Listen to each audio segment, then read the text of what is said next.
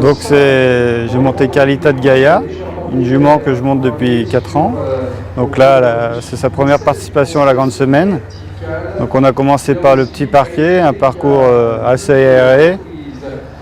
Et pour finir, un triple sans faute sur le grand parquet cet après-midi. Donc ça, c'est une jument que j'ai débutée depuis l'âge de 4 ans. Avec sa propriétaire, on s'est dit qu'on n'allait pas faire la grande semaine à 4 ans. Donc j'ai fait jusqu'au cire. Elle s'est très bien comportée. Et puis on a attaqué l'année de 5 ans complète.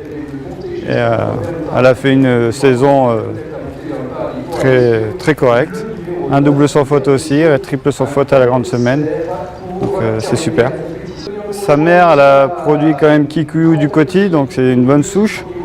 Après, l'avantage de Carlita, c'est que je l'amène n'importe où, c'est vraiment une guerrière.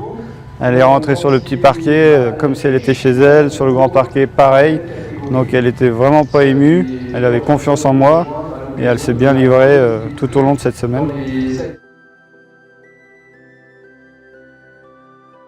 C'est vrai que début de saison, en général, les chevaux ils attaquent, ils sont frais. À partir du mois de mai, juin, on a souvent un petit coup de mou pour les jeunes. Et après, c'est à nous de savoir un peu les gérer pour arriver bien en forme au cire et surtout à la grande semaine. C'est vrai qu'après, là, elle va mériter un petit peu de repos parce qu'elle l'aura bien mérité.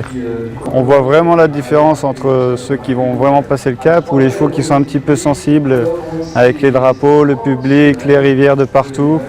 C'est vraiment une ambiance assez particulière.